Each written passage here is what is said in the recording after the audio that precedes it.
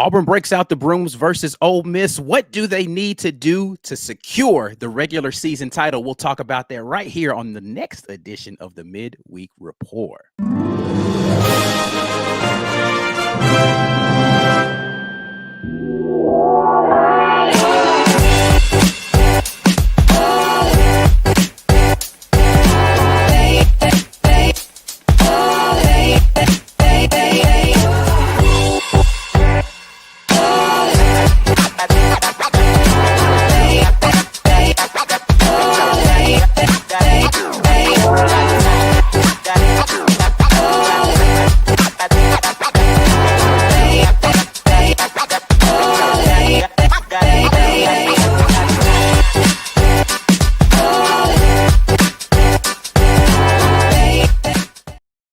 Midweek Report coming at you guys, brought to you by our friends at the Rage Room.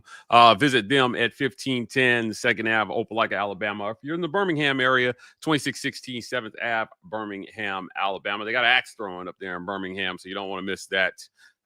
Watching something now that makes me want to throw some axes. But also become a member. Join our green name gang. If you're in the chat right now and you're looking around and you're saying, why don't I have a green name? It's because you haven't hit that join button yet.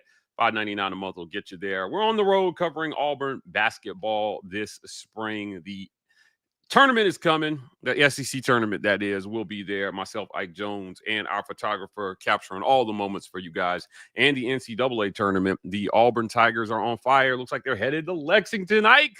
And we will be there as well. Help us continue the work by signing up as a member. You can also give the gift of the War Report by hitting that gifted membership button. We appreciate you guys for doing this. Let's see if we can get 20 given away tonight. Also brought to you by our friends at Vintage 2298 Restaurant and Butcher Shop. You can find them at 2298 East University Drive in Auburn, Alabama. If you're in the Auburn, Opelika area looking for some sweet, fine dining, Vintage has you covered. And after that, if you want to chill out, you want to chillax, visit our friends at the Rogue Shop.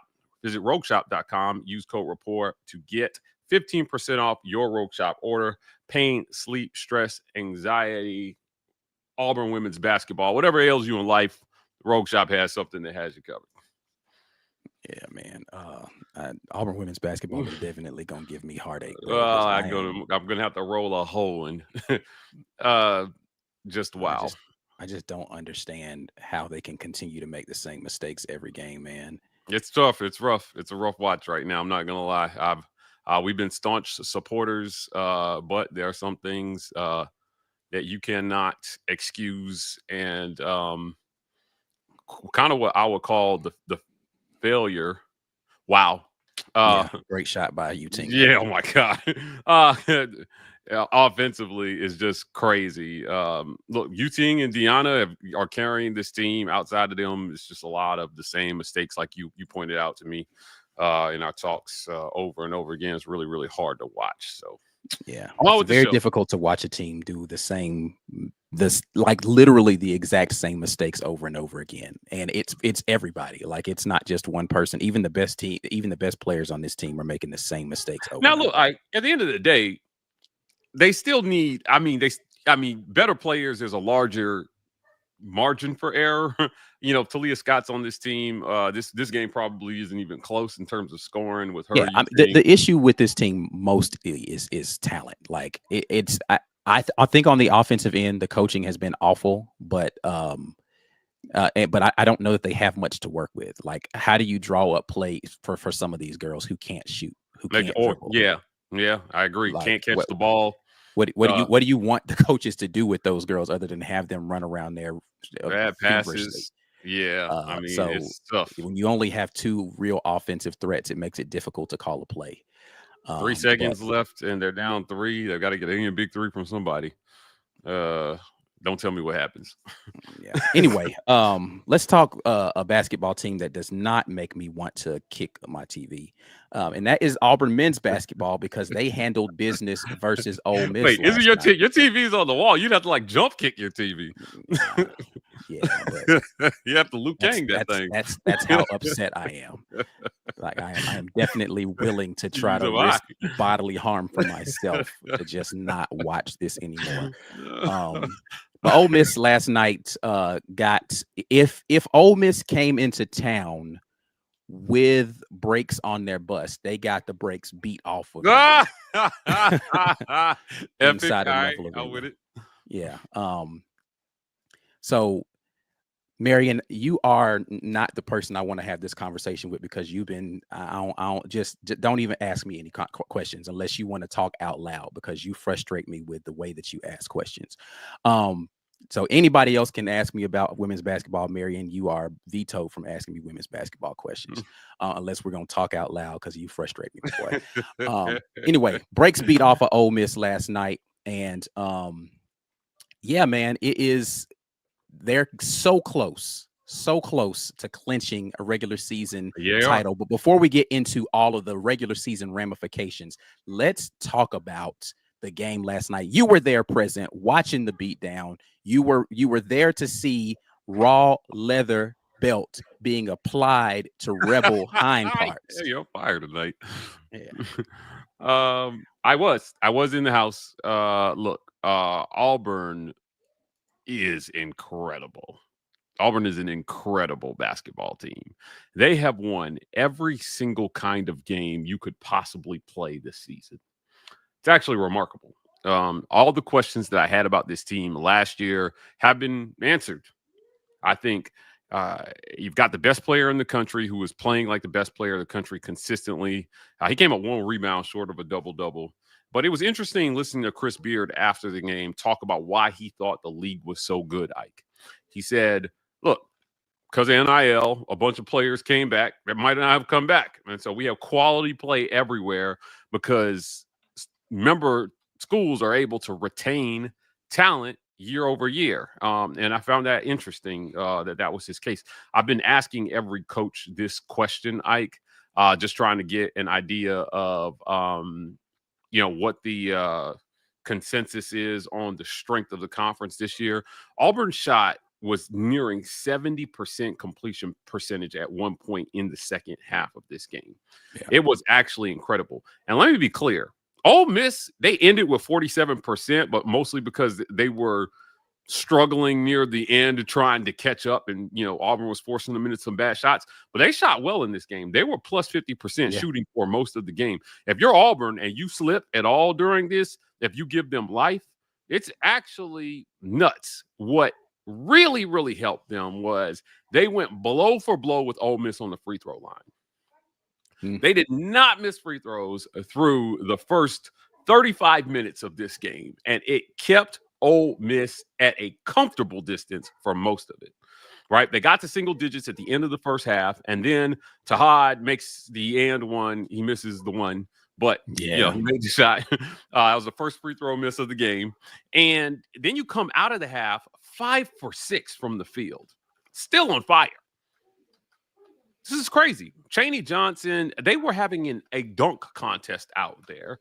There were multiple teabags.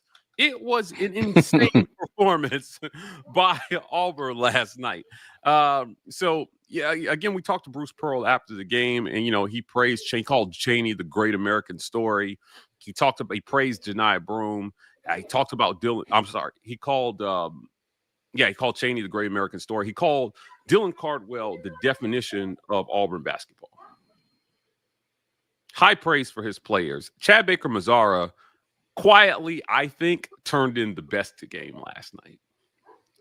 That's fair. Janai shined, but I think Chad Baker turned in the best game last night. 8 of 12 from the field, 22 points, 4 of 5 from 3.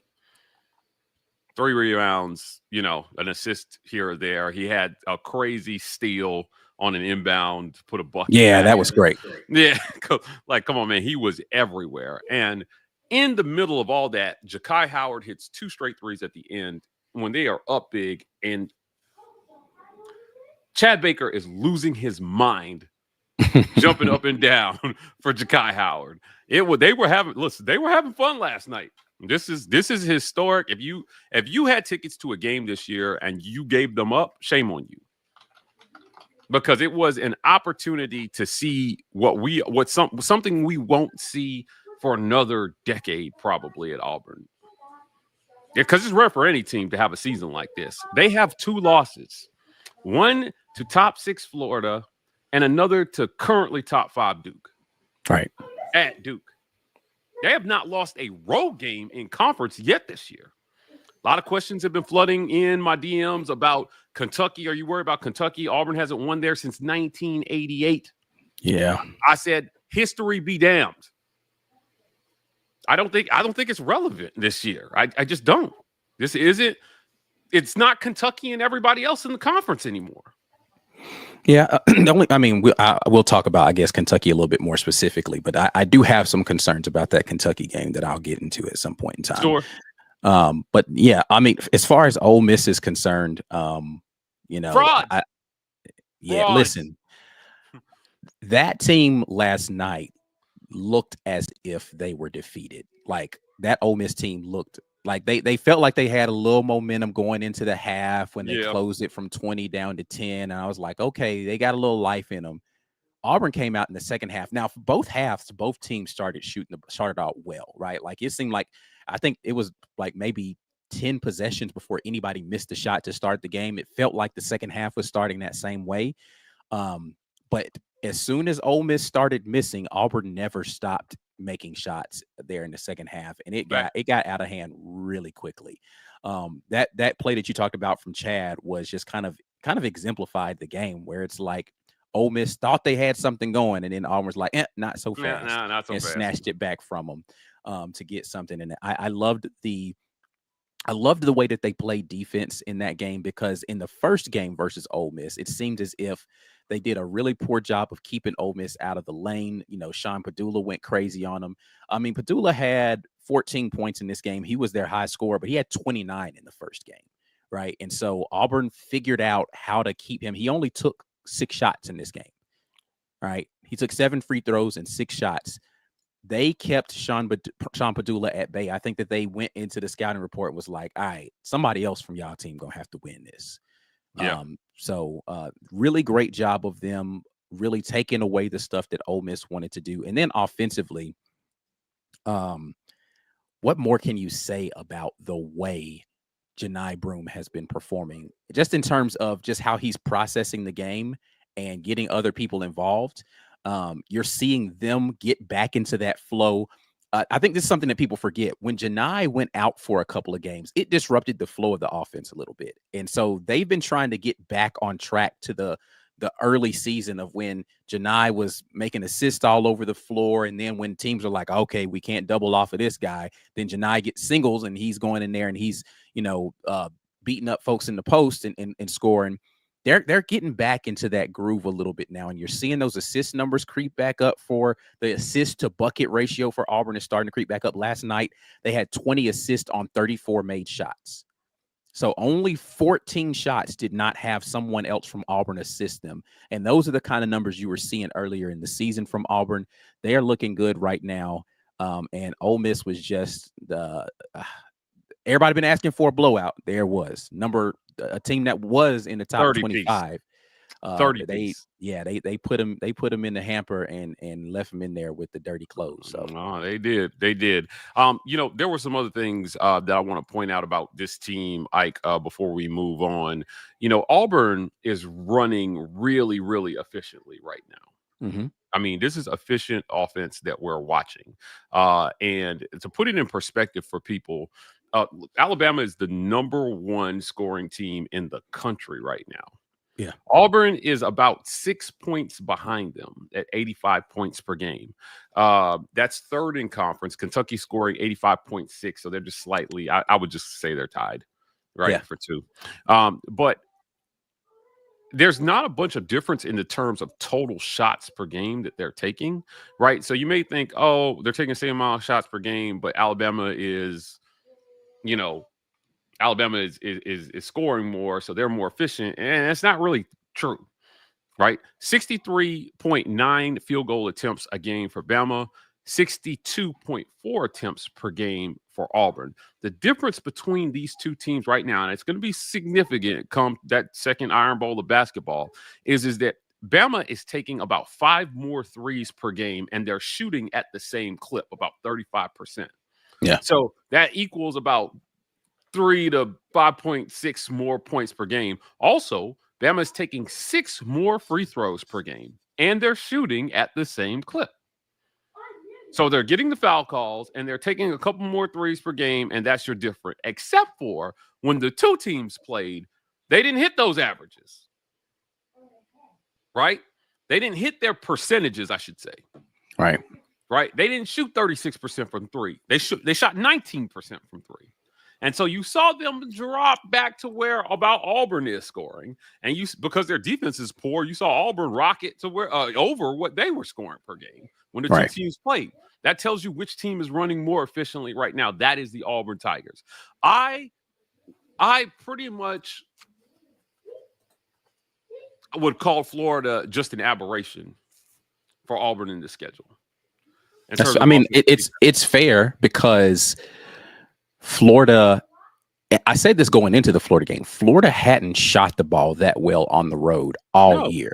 And then all of a sudden in that game, they couldn't miss threes. And they haven't shot the ball on the road that well since then. It is a blip on the radar. And that is not taking anything away from, I hope Florida fans hear me when I say this part. Florida is a really good basketball team. They are. Not saying that they are not a good basketball team. I'm saying if you go and look at their percentages of what they were doing on the road and you take that Auburn game out of it, the only other game in which they were shooting the ball well, really in conference play in general, was that Kentucky game that they lost 100 to 106. So, but like on the road, they had not been shooting the ball well. And so it was just like, what in the world? Like they got possessed by like the Monstars or something. And just couldn't miss from three for the vast majority of that game. And in that game, Auburn still scored over 80 points in the loss. And Auburn didn't shoot the ball particularly well in that game. So it was just kind of like you said, it feels like an aberration when you look at all of the things considered. And, hopefully Auburn can avoid a team just going crazy like that again. But I think, and I've said this before, that's really the recipe to beating Auburn. Like you have to play out of your mind. Because if you just bring like your B game, your B plus game, Auburn's going to find a way to beat you. You better bring the A. You better at least get into the A minus range if you want to come out with that dub. Yeah, part of what we saw last night, Ike, was Auburn continues to be the deepest team in the country. 30 points from the bench last night. Now 13 of that was Chaney Johnson. It's crazy to have a guy like that coming off the bench if you're Bruce Pearl, but that's how you constructed this team. It's the archetype of this team is that they're deep, right? They're experienced, and they've got the maturity to understand situational basketball well. And when you play as hard as they do, the ball just kind of finds you, right? You're always in the right spot to, catch a loose ball and jack up a wide open three and recover from a bad shot or being in the passing lane to get a steal. That's this team. And 2 years ago, or whenever it was that Jabari Smith was here, Auburn needed Jabari to carry them offensively, or winning games was really, really hard. This year, Tahad Pettiford doesn't have to be that dude. He gets to play loose and free. Because Denver Jones, he was sold a different dream, so apparently. But they're not telling him not to shoot.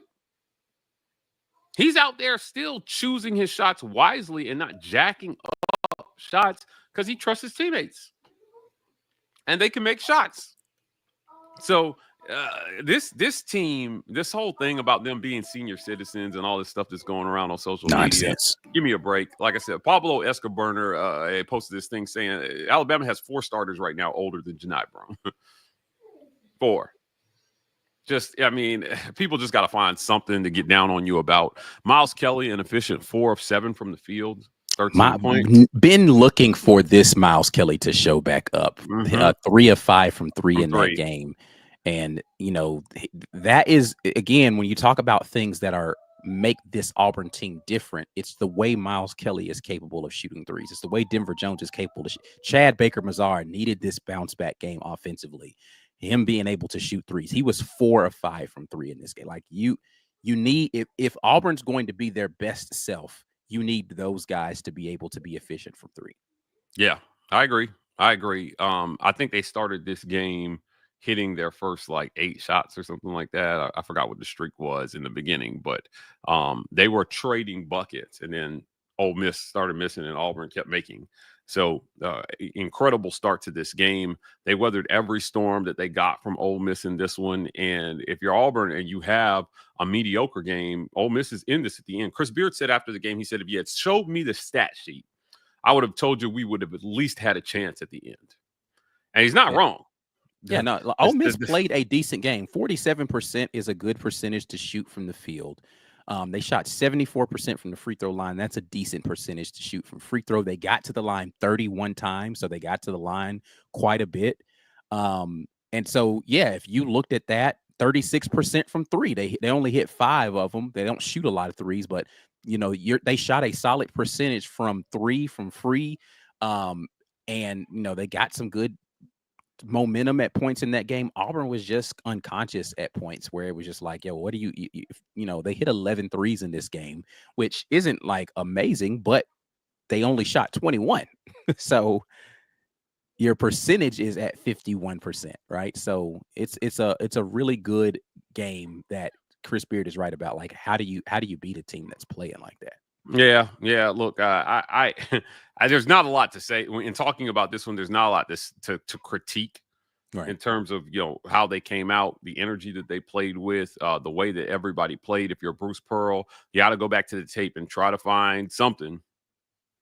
Ultimately, there were some untimely missed free throws down the stretch. They ended up missing 6. They went 27 of 33 from the free throw line. Chad Baker missed a couple, unlike him, right? He missed 2 free throws in this one. He's the best free throw shooter in the conference. Janai Broome went 10 of 12 from the free throw line. Hard to get down on him about that. It was just a phenomenal, and I think their most complete conference performance of the year. I think this was their most complete conference performance of the year. Yeah, I think that's fair. 8 blocks. I'd have to go back and look at the Missouri and Mississippi State games because those were really good wins as well. But yeah, I mean, listen, the way that they played on both ends of the floor, you got to love, and the way that it felt like they put 2 halves of good basketball together. Mm-hmm. Like that's been the difference in some of these other games where it's like they'll play. Like the first half, I think felt a little bit more like the Auburn we had seen in the last couple of weeks, where it's like they jump out to this lead and then they let the other team creep back into the game. But they finished strong in the half to keep it at 10. But then they came out in the second half and they were just foot on the gas the entire time. Even when Ole Miss started to make a little run, Auburn just made another one right back. Like it was just an amazing thing to watch as a fan of Auburn, to sit there and see, okay, like, yeah, this team is. They're handling business. It was dominant. Yeah. There was only one statistical category in this game that Auburn didn't win. That's it. Was it steals? Out of the 20? Yeah, we track. Yeah. Yeah, okay, all right. That's elite. That's elite analysis there. Ole Miss had 6 steals. Auburn had 4. Yeah. That was the only category they did not win. They out-rebounded them by 13. They got 8 more points off turnovers. They turned the ball over less. Right, they hit more free throws. They shot a better percentage. They hit more threes. They shot a better percentage. They hit more 2s. They shot a better percentage. More second chance points. More bench points. More points in the paint. More fast break points. More blocks. More assists. More time leading. More wins. Better team. Number 1 overall seed. Let's go. Yeah. Speaking of number 1 overall seeds, we'll talk about whether or not Auburn can cinch that, because I have been noted as saying if they win the SEC regular season title, go ahead and put them on the number 1 overall seed line in the NCAA tournament. What does Auburn need to do to make that happen? We'll talk about that and get to your comments on the other side of the break. You guys are watching the Midweek Report. This edition of the War Report is brought to you by our generous sponsors. The Opelika Rage Room in Opelika, Alabama. The Rage Room is a place where anger and stress find their ultimate release. Call or text 334-777-6688 to set up a session today, or check them out online at opelikaRageRoom.com. Golden's Cast Iron. Whether you work out, grill out, or chill out, you deserve the best life possible, and Golden's Cast Iron is here to provide the tools to help you do it. Check them out at goldenscastiron.com.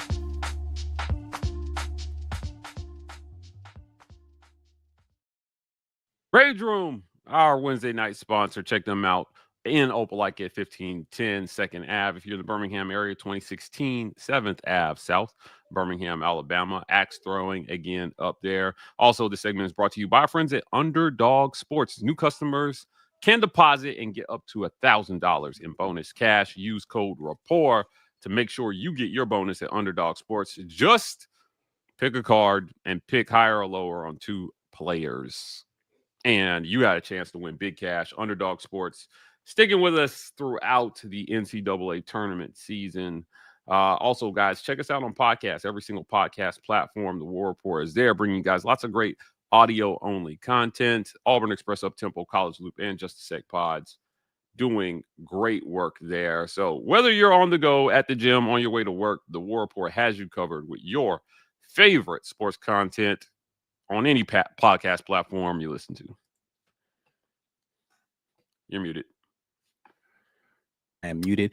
Gonna get over into the comment section, get back over here and talk about all things basketball today. NBA, the NFL Combine is going on right now, by the way. So there's some Auburn Tigers involved in that. We're not going to get into that too much tonight, but just know there is football happening. Mike's doing a lot of football conversation over on the Auburn Express. So you guys make sure you go check those videos out. If you want to get your football fix, it is happening on the Auburn Express.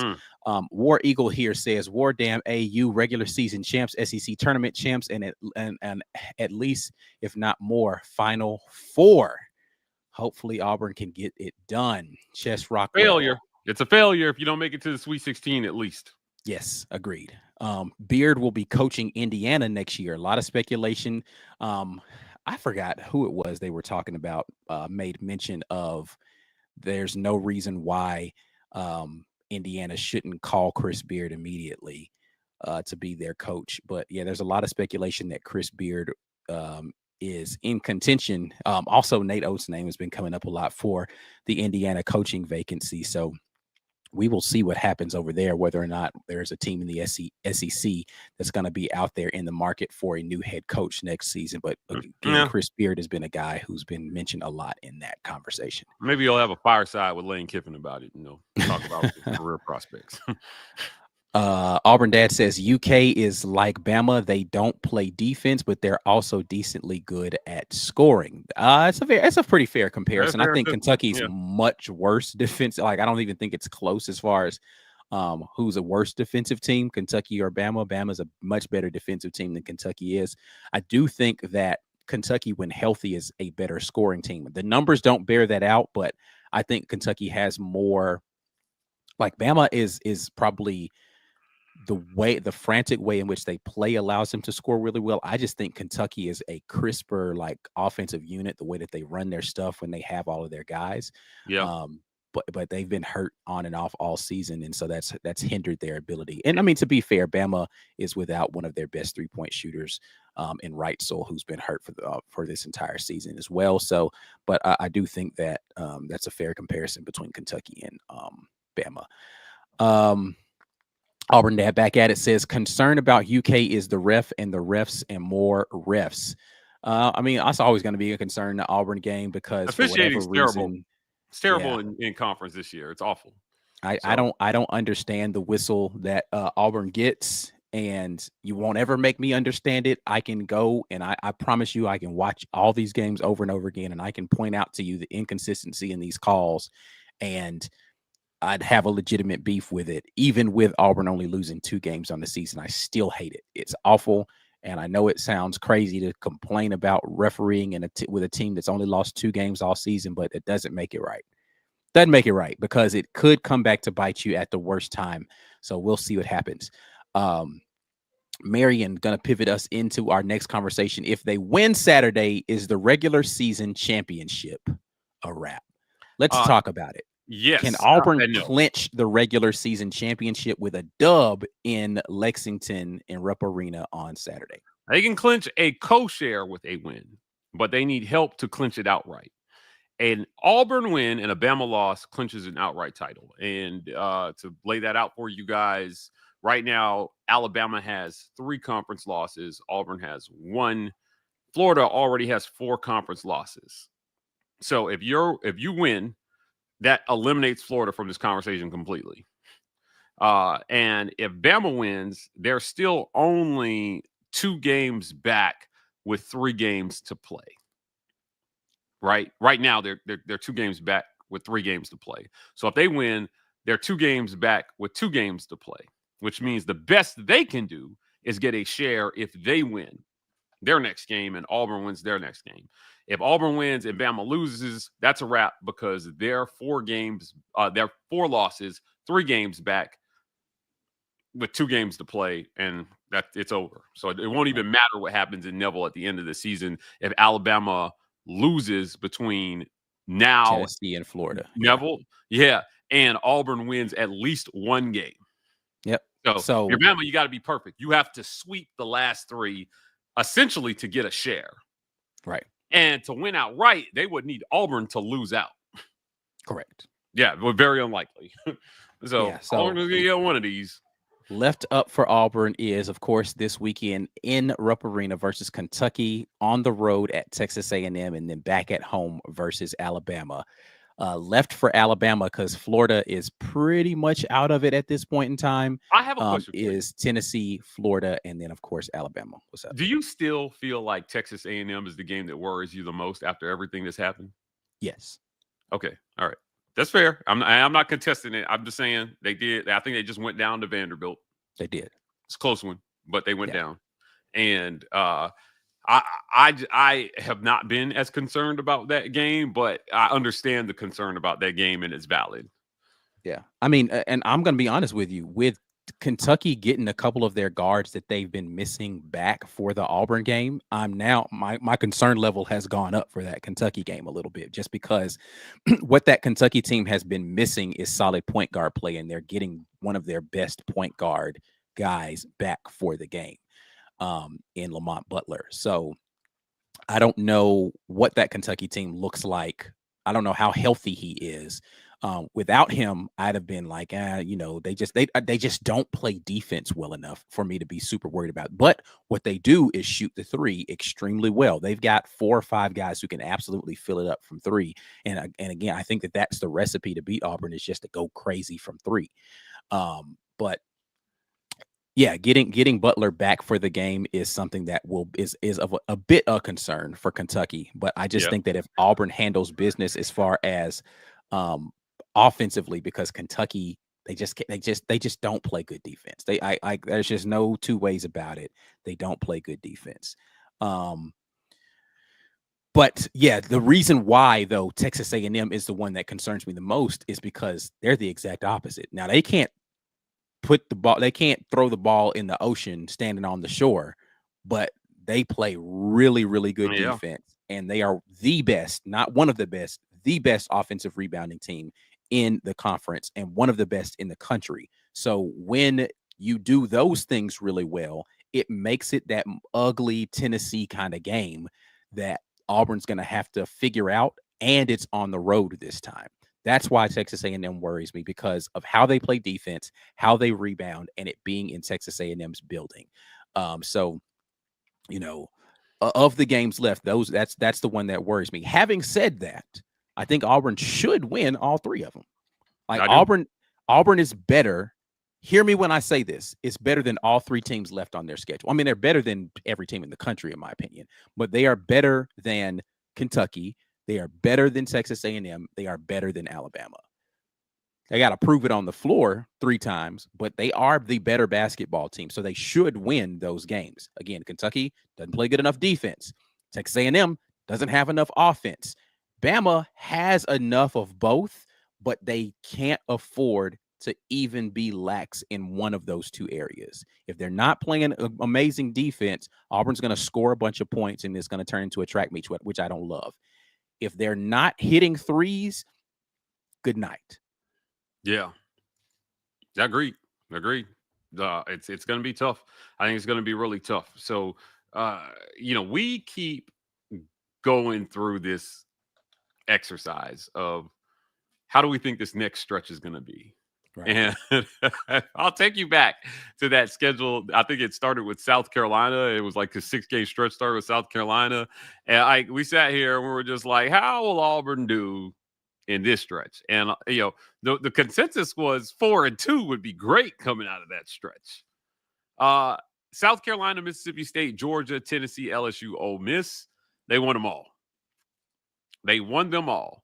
And then the next stretch was Oklahoma, Florida, Vanderbilt, Alabama, Arkansas. And we thought, hey, 4-2 coming out of that stretch might be good. They won everyone but Florida. And then they just kept winning. And finally, I was just like, you know what? I just can't bet against these guys in any game. They still scored 81. Here's my small argument for Bama. Even in that game that they lost to Auburn, they still racked up 85 points somehow. And I'm telling you, it's volume of threes and free throws that keeps their point totals high and keeps them in every single game. But that is by design, though. Like that is the way that Nate Oates coaches offense is. We're going to throw up a bunch of shots.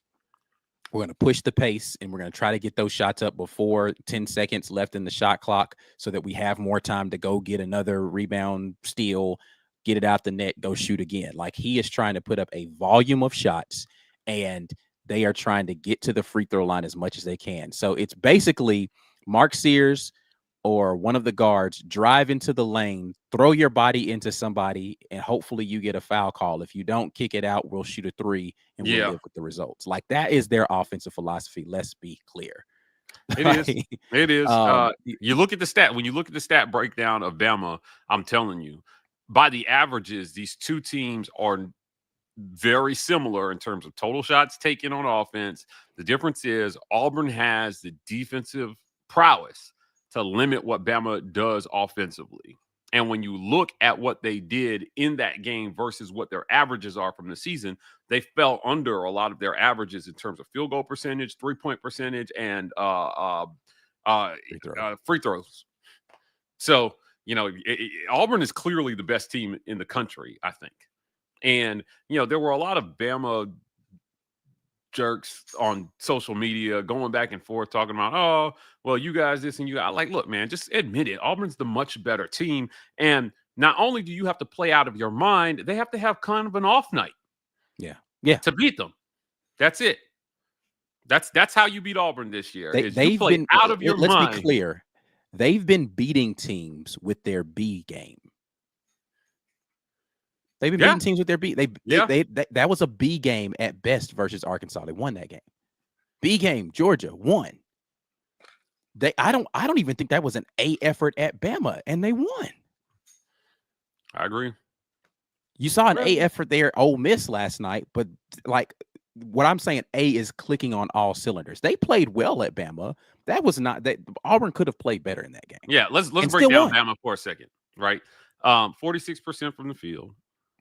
Right, which is again about what they shoot. That's their average, around their average on seed, about 48%. But they held Bama to 38.6, and their average is 46. That's where you win the game. That's where you beat them. And still, they racked up 85 points, shooting 38% from the field.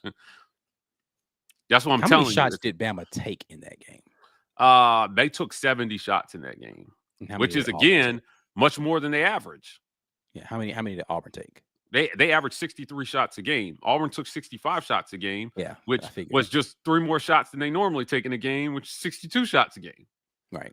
But that is the nature of what Bama wants to do. They took more shots and scored less points. It's volume. They are a volume team. They need to put up a bunch of shots. And if they shoot a good percentage, then you get 100 and whatever they just put on Mississippi State.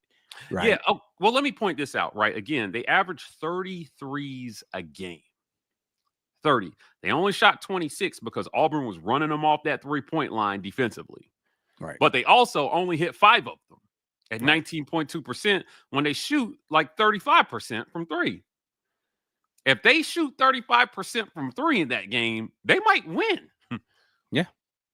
It's close. It's a lot closer at the end than it ended up being. Again, from the Auburn's 3-point defense, to your point, was immaculate in that game. Like, they were not giving up. Like, the only open looks they were getting from 3 were 3 and 4 feet behind the line. It's like if you were trying to run anything close to the 3-point line, Auburn was like, "Nah, you're not getting no clean look on that." Yeah, yeah. So We're not gonna let you play your game and play it well and beat us. And they did it in their house, which was even more impressive. right, But again, I want to go back to free throw shooting because I think this is really where Alabama hangs in there. You know, they take 26 free throws per game. That's what they average. I want to point out, and hold on, wait. Now, let me make sure I lay the whole picture. They hit 26 free throws per game, and they hit at a 72% clip, Ike. Against Auburn, they took 35 free throws, right? So they shot 9 more free throws than they normally take at a better percentage, 74.6.3% in that game, and they lost by 9. Auburn gave them the refs gave them 9 more yeah, free throws, and they scored fewer points because Auburn just did not let them hit from the three. 5 of 26, that's a fantastic performance by Auburn. But you gave them 35 free throws, so they hung it in there. right, If they are at their averages on free throws, they get beat by 20. yeah, and that I think that's the one thing, which is, I think, a good sign for Auburn. If you're looking at things, because Bama's going to look to themselves and say, "Oh, if we make, some layups, because they missed some bunny layups for sure in that game, and we shoot a better percentage from three, we're right there. We're going to be able to do that." The question is, are you going to get that home whistle? Yeah. Because it's going to be on the road this time.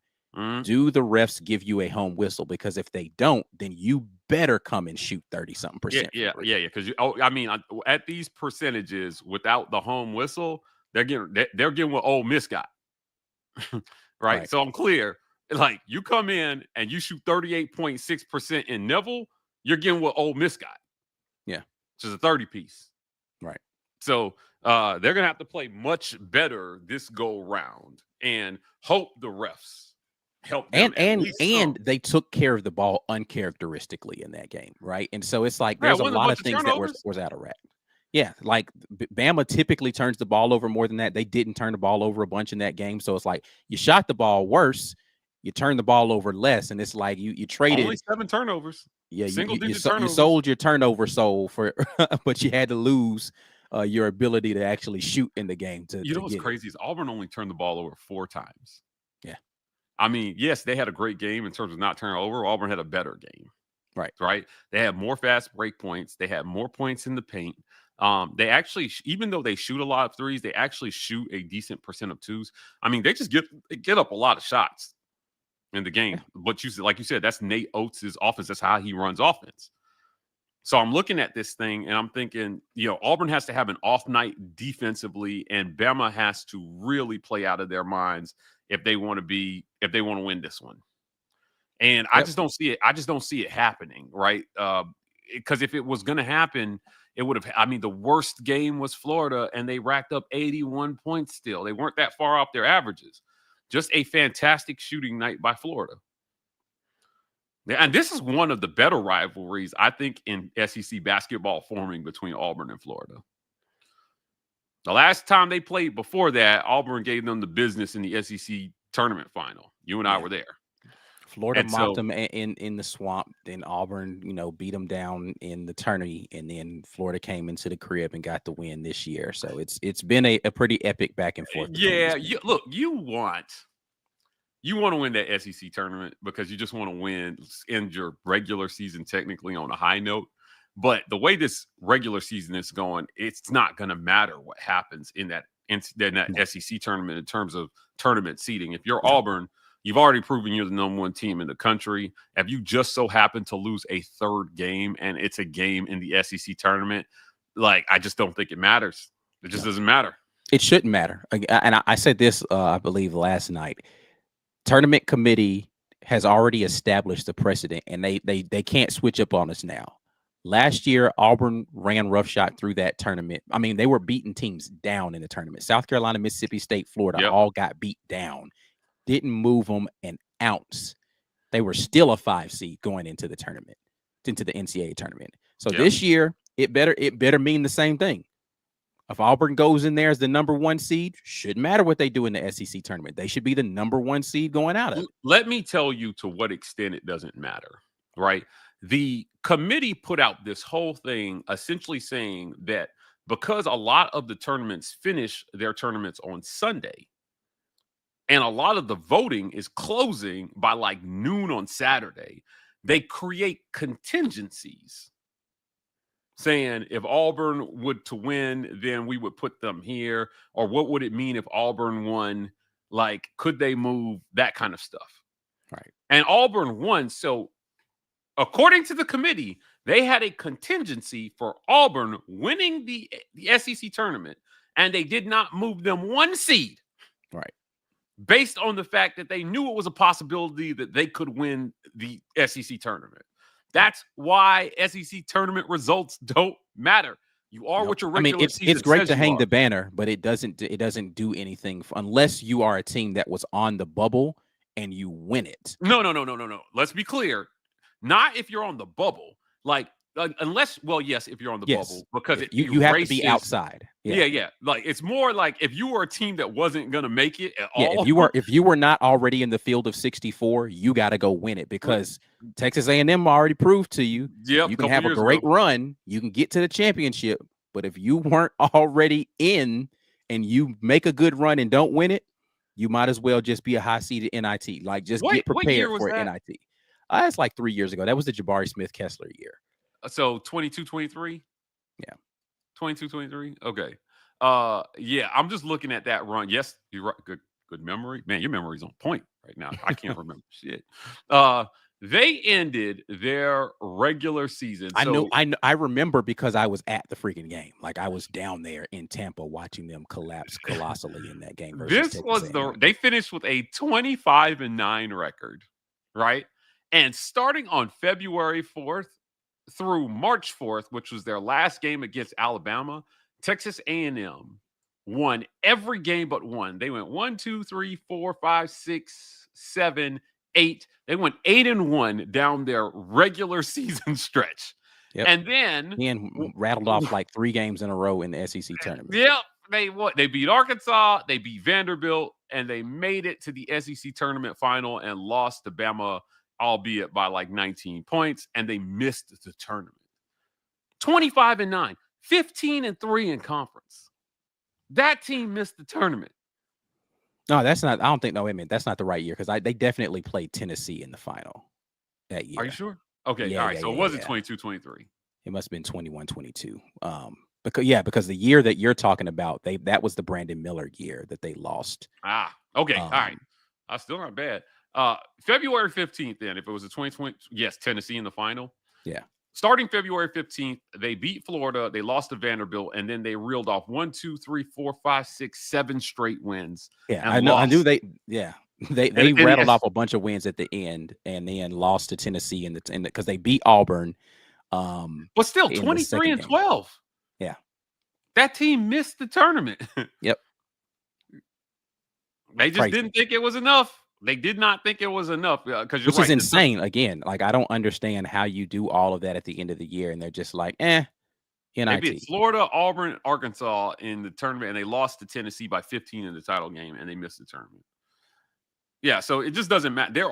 I was arguing this with the Mizzou guy who was saying, this is exactly what I was about to bring up. I was like, this is why Missouri, you had no shot of being a 1 seed. Like, none. Yeah, it wasn't never happening. Yeah, because there was no way for you to get to a 1 seed by the end of the regular season. Correct, because even if you won the SEC tournament, they're not moving you to a 1 because you're not in shouting distance of it. Like, you would have had to have been a fringe 1 seed to even be in the conversation of this and then go win the SEC tournament. You weren't in shouting distance of it with 4 games left, and then you lost. So it didn't matter. You did all of this crap talking about, and it's like, okay, well, this is done. Right. We're already finished. Yep. That's it. Grand opening, grand closing. So again, while I was trying to explain not so gracefully to my Missouri friend, Locked On Missouri, was again, you are what your regular season says you are. And so if your path includes a tournament run, you don't have a path. Correct. You just don't. Look, to the extent that you may the Big 12, we talked about this over at Locked On UCF, moved their title game to Saturday just for the chance that the committee could factor those results into their voting. And I still don't think it matters. So, yeah, so, I mean, at least they tried. I know the SEC does it because of Sunday TV ratings. And it's just funny to me, man. I don't know. If you're Auburn, you've all but got this number 1 seed thing wrapped up. Right? The only thing that knocks you off it is an epic collapse down the stretch where you lose all 3 games. I think they could lose 2 of the last 3 and still be a number 1 overall seed. Yeah, no, I agree. I think if you win one more game and you have that, and you at least have secured the share of the regular season title, then you should be a number 1 overall seed. But there's nothing they could do at this point in time to lose a 1 seed in general. Like, they will be a 1 seed at this point in time in general. And so, yeah, the goal is stay on the East Coast. Yeah, for the love of God, stay on the East Coast. Just win 2 of the last 3 and you're good. Like, let's not leave it up to chance. Now, I mean, of course, listen, I would love to see, Tennessee handle business and take down Bama this weekend, to give Auburn a little bit extra cushion. And then, I'd love to see Florida then go in and beat Bama again, and you good to go, right? But Auburn needs to handle business. Go ahead and beat Kentucky. Make it to where you at least have the opportunity for a share of it. And then, listen, you can maybe even rest some guys versus Texas A&M so that you can clinch it outright versus Bama in the last game. Oh, my goodness. And do it on your home floor. If Tennessee could beat Bama this weekend, I will smelt a golden idol unto Ziegler's image. Like, oh, great Zeus, please endow Ziegler with your thunderbolt that he may strike down the Bammers this weekend and end this nonsense once and for all. Nothing would make me happier than a meaningless game in Neville to end the season. Yeah, I don't need any drama for that. Yeah, game. Like, let it mean, like, it's like, we're gonna rest tonight. Doesn't matter. Yeah, we're gonna cut the nest down anyway at the end of this. Y'all knock yourself out. I will give y'all another shot at number 1, but it's good. We're good. We're good. We'll let you guys have a shoot around in our gym for a couple of hours, and then we'll have a ceremony. How about that? I can't wait to watch it. I think Tennessee's got a good shot. They've won a lot of different types of games so far this year as well too. That's a team that's tough, but they're not. I mean, they're not. To me, they're just not Final Four worthy this year, if that makes sense. And that's not me trying to say that they're bad. Right. Like, I don't think they're a bad team. I just think they've definitely got some flaws. Their final stretch is Alabama, Ole Miss, South Carolina. So they've got one of the easier stretches of the top teams. Yeah. Right. They should go at least 2 for 3. Means that the only tough game they have less, no disrespect to Ole Miss, but all disrespect to Ole Miss, is this Bama game. The Alabama game. Yeah. So they should be loading up for this and saying, hey, whatever we got to do, let's walk out of here with a win, and then let's cruise to the end here. Because, again, as we just stated, tournament seeding is pretty much set for the SEC tournament outside of, who's going to be the number 1 overall seed. You can play around with some of those lines, but, like, you're pretty much the bye situation is set at the top end. The top 4 are going to be the top 4 going into the final stretch more than likely. Tennessee needs to win one more game to make that happen. Why not do it versus Bama at your home floor? Yeah, Vanderbilt is the only unranked loss they have on their schedule. Right. Their other losses are Kentucky, number 12, Kentucky, number 1, Auburn, and number 8, Florida. And that's it. And number 15, Kentucky again. So they lost to Kentucky twice. But they cleaned their non-con. So nobody in the non-conference beat them. Quietly, they're still a team that can go out, I think, and make some noise. They haven't played Alabama yet this year. No, this will be the only time they play them. Yeah, this will be the only time they play them. So, if you're Alabama, it's at home. It's at Tennessee. So you've got home field advantage. They're still a dangerous team. And Ziegler has kind of carried them this year, in a lot of these wins. But if he has an off night, and I'm not counting on Alabama's defense being able to serve him up an off night. Yeah. He just has to have an off night on his own because that Bama defense is just not, they just don't They don't raise the bar. They don't make you raise the bar offensively. I don't think, right? Not with their defense. They make you raise it in a sense that they're going to score, so you have to score. But defensively, I don't think they have what it takes to slow them down. So I expect a high scoring affair. That game is March the 1st. I think it's Saturday, right? So I expect a high scoring affair, and we'll see how it comes out. Like I said, Bama, you could just never, the way they score and the way they get whistles, you could just never count them out of any game. And I'll give them credit. And I said earlier this season, I didn't think they were a top 5 team. I think I was wrong. I think they're a top 5 team but that's more of an ode to the conference than it is to Bama. But defensively, they don't have a top 5 defense. That's what I think gets them beat ultimately. If they're not getting whistles, good luck. Good luck. Yeah. It's a very clear recipe for them on how to win. Let's get here to the chat before we get out of here. Devin jumps in and says, Janai was getting some whistles last night. Finally. It was funny. We had a funny moment in the post game about this, and he just he said it. He said, finally. Finally, they called some fouls for me. Finally, I get one. We feel you, Janai, because it's been kind of ridiculous. Yeah. Mr. Beautiful, I know that Denver Jones got an extra year to play. How does the chat feel about Chaney and CBM, Chad Baker-Mazara? Bruce Pearl said last night that they will explore every single avenue to getting Chaney Johnson another year. Yeah. He said that in the post game. Listen, man, Bruce Pearl absolutely has a future in politics when he's done in Auburn. In his remarks prior to the game, somebody asked about Chaney Johnson, if I'm not mistaken, and his response was about how great a worker Chaney Johnson is and how he did not he made sure to mention Chaney Johnson didn't get an opportunity to take advantage of NIL because he started at Division II. Like, that was just a little subtle, like, hey, you remember you said this about JUCO players. Don't forget Division II players have this same situation going on. That was him already starting his campaign in front of microphones to subtly mention how he was going to be making a request to get Chaney an additional year of eligibility. Bruce doesn't do things on accident. Let me just say, like, when he says stuff, like, you just got to pay attention to everything he says. Because he says things very specifically and for a very specific reason. And he made subtle mention of that. I was like, I see what you're doing here, Bruce. I do see it. TK says Texas A&M will turn it into a wrestling match, rock fight, hoping for foul trouble. That is, again, when you talk about recipes for success, we talked about what Bama's recipe for success is. Yeah. Texas A&M's recipe for success is muddy it up. Make this a situation where it's a war of attrition and whoever blinks first loses. And so that is what they're going to try to do in that game. James Barnett, the fact that the refs did everything they could to give the game to A&M and they still lost is all I need to see. Auburn will win that game. I hope that. James, you haven't predicted an Auburn loss since 1999. There was no way you were going to come in here today and say you thought Auburn was going to lose this game.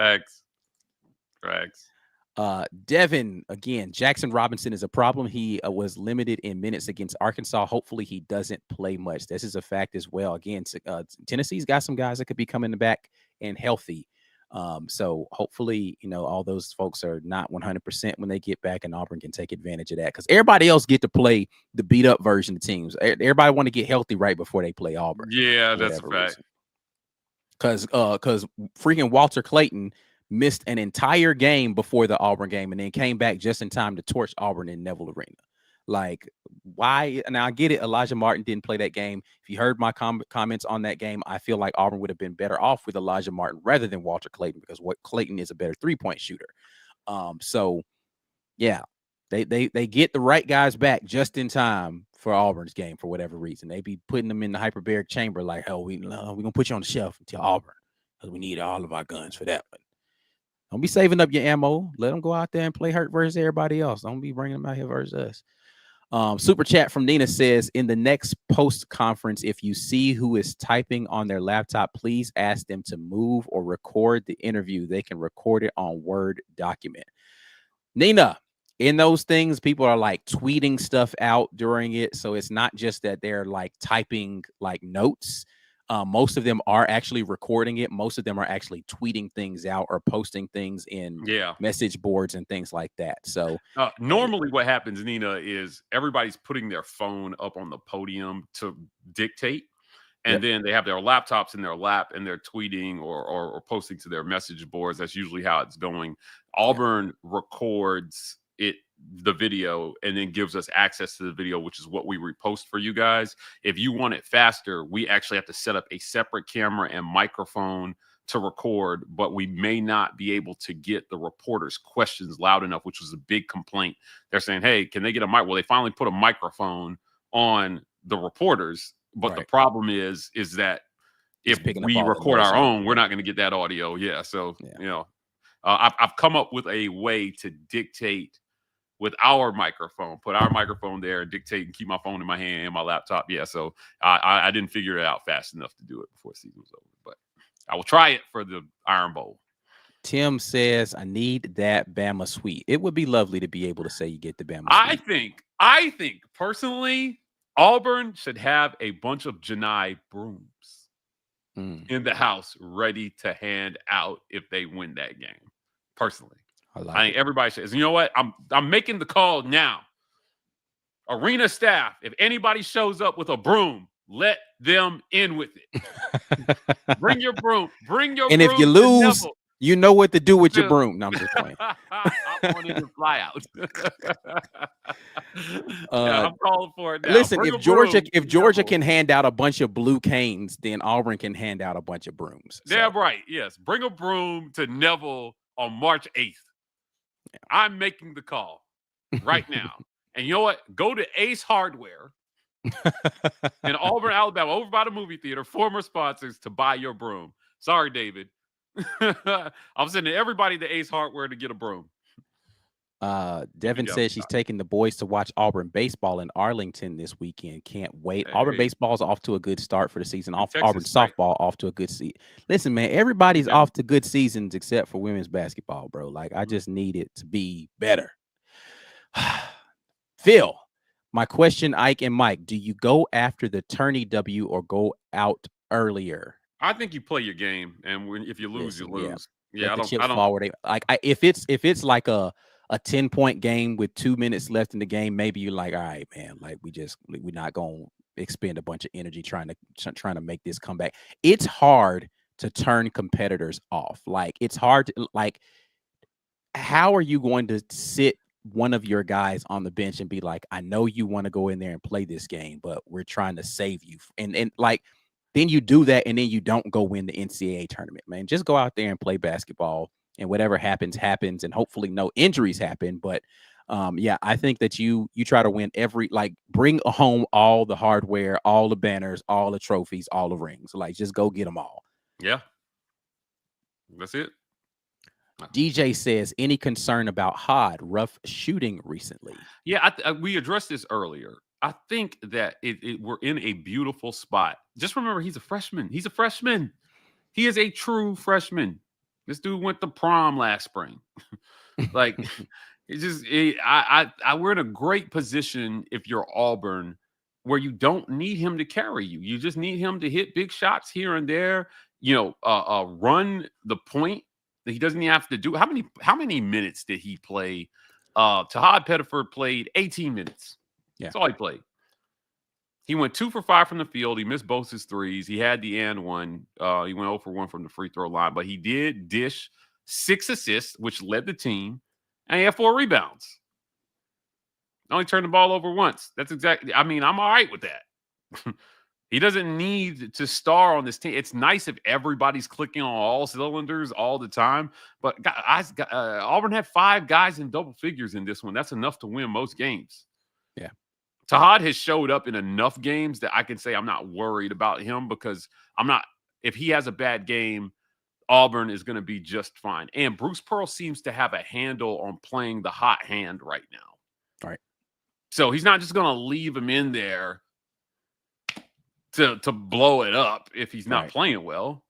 Yeah, You know, because you have that option this year to be able to sit a guy and you still have enough from other folks to be able to do things, right? And yeah, so last year's team just didn't seem like it was like that, where it's like if Chad's not in there, scoring, and you can't get the ball to Janai, like who was going to score on last year's team?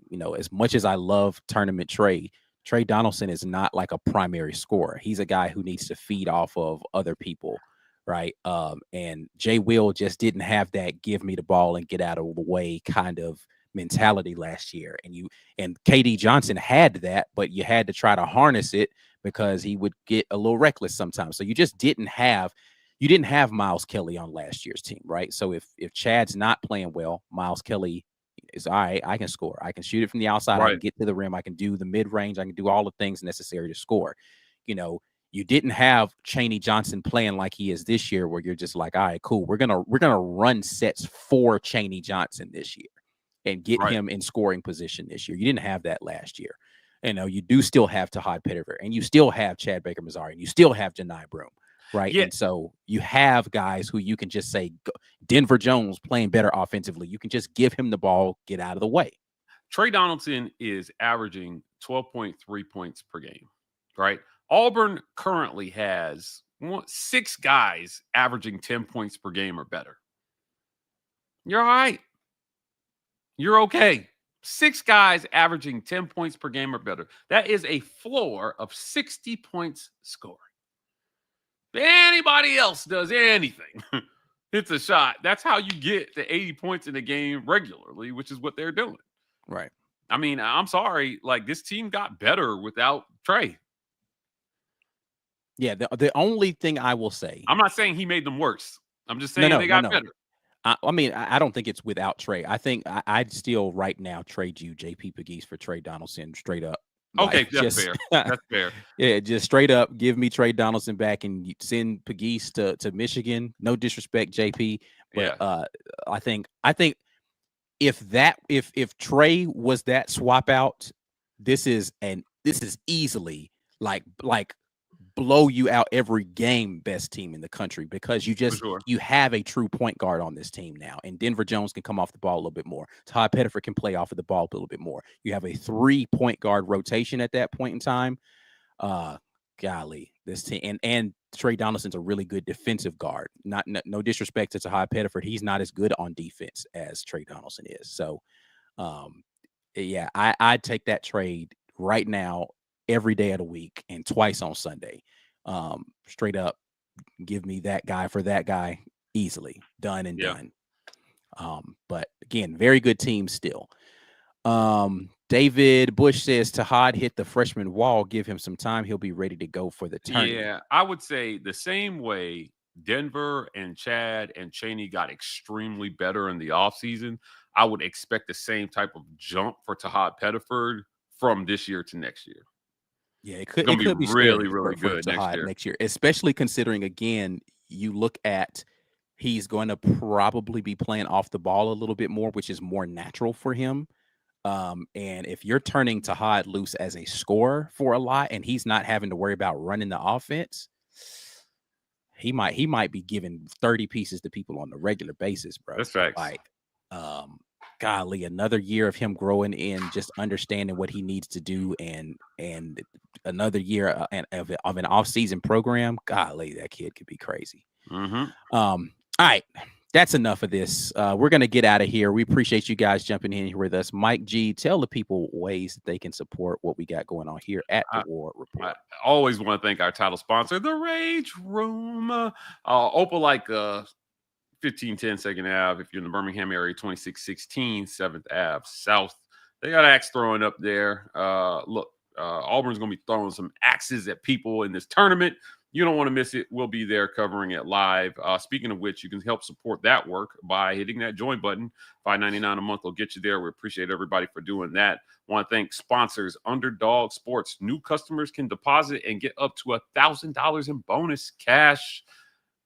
Check and see if you're eligible in your state. But look, At the end of the day, Underdog is giving you a chance to win big with your entry. Just choose higher or lower on 2 players, bet that cash, and win big. Also, when you win all that money, you can go to Vintage 2298 restaurant and buy yourself a nice dinner. Fine dining, if you're in the Opelika, Auburn area, Vintage has you covered. Again, 2298 East University Drive, Auburn, Alabama. And our friends at the Rogue Shop. Visit rogueshop.com and use code REPORT to get 15% off your Rogue Shop order. Pain, sleep, stress, anxiety, whatever has got you restless at night, the Rogue Shop has something to help calm you down. Our guy Richard, longtime sponsor of the show, leaving a nice note for everybody using code REPORT. And last but certainly not least, check us out on podcasts, every single podcast platform. The War Report is there, Auburn Express, Uptempo, College Loop, and Just a Sec. We got some plans over there for you guys, so please go subscribe and make sure you turn on those alerts and automatic downloads. That helps us a ton. We haven't talked about this in a while, but visit our merch store. If you want some fly War Report gear, I can tell you the top right one is a dry fit, and it's awesome. I designed actually both of those top 2 are dry fit. Dry fits? Oh, yeah. I don't have the one on the left, so I need it. But yeah, watch the film. He gone. Something we got to talk about every single offseason. Who be gone? He be gone. Put it on a t-shirt. Think about it every day when you go to sleep. But lots of great gear in our War Report store. I seen a couple of you guys with the book bag. I think Jazzy has the book bag. He takes it on vacation with him. I got the book bag. We got lots of great stuff. Again, help support our work by visiting our War Report shop. Yes, indeed. Before you guys get out of here, make sure you like the video. Subscribe to the channel if you haven't already. Follow us on social media at The War Report. That is on X and Instagram. TW Report on TikTok. We'll be back at you guys with more great content later. But until then, and as always, War Eagle.